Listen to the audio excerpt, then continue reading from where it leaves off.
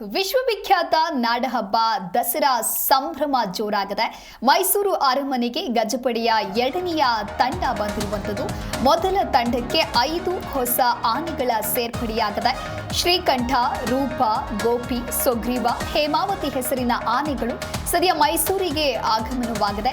ಪೂಜೆಯನ್ನ ನೆರವೇರಿಸಿ ಮೈಸೂರು ಜಿಲ್ಲಾಡಳಿತ ಆನೆಗಳಿಗೆ ಸ್ವಾಗತವನ್ನ ಕೋರಿದೆ. ಸದ್ದಿಲ್ಲದೆ ನಾಡಹಬ್ಬ ದಸರಾದ ಕಳೆ ಹೆಚ್ಚಾಗ್ತಾ ಇದ್ದು ಮೊದಲ ತಂಡಕ್ಕೆ 5 ಹೊಸ ಆನೆಗಳ ಸೇರ್ಪಡೆಯಾಗಿದೆ.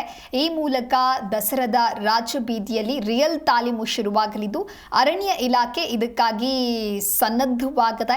ವಿಶ್ವವಿಖ್ಯಾತ ನಾಡಹಬ್ಬ ದಸರಾ ಹಿನ್ನೆಲೆಯಲ್ಲಿ ಮೈಸೂರಿಗೆ ಎರಡನೇ ಹಂತದ 5 ಆನೆಗಳ ಆಗಮನವಾಗಿದೆ.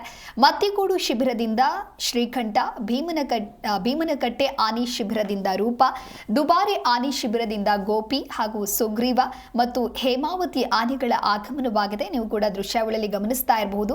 ಹೊಸ 5 ಆನೆಗಳು ಸೇರ್ಪಡೆಯಾಗಿದೆ. ಇನ್ನು ಲಾರಿ ಮೂಲಕ ಕರೆತರಲಾಗಿದ್ದ ಆನೆಗಳನ್ನ ಲಾರಿಯಿಂದ ಇಳಿಸಿದ ಬಳಿಕ ಸಾಂಪ್ರದಾಯಿಕವಾಗಿ ಜಿಲ್ಲಾಡಳಿತದ ವತಿಯಿಂದ ಪೂಜೆಯನ್ನ ನೆರವೇರಿಸಲಾಯಿತು.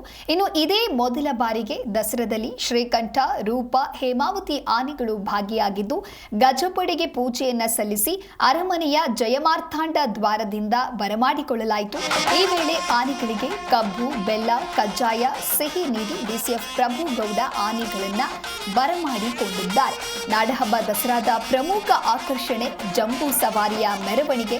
ಈ ಮೆರವಣಿಗೆಯಲ್ಲಿ ಭಾಗವಹಿಸೋದಕ್ಕೆ ಗಜಪಡೆಯ 5 ಆನೆಗಳ ಎರಡನೆಯ ತಂಡ ಮೈಸೂರು ಅರಮನೆಗೆ ಆಗಮನವನ್ನ ನೀಡಿದೆ. ಅರಮನೆಯ ಮುಂಭಾಗದ ಜಯಮಾರ್ತಾಂಡ ದ್ವಾರದ ಬಳಿ ಗಜಪಡೆಗೆ ಸಾಂಪ್ರದಾಯಿಕವಾಗಿ ಸ್ವಾಗತವನ್ನ ಕೋರಲಾಗಿದೆ.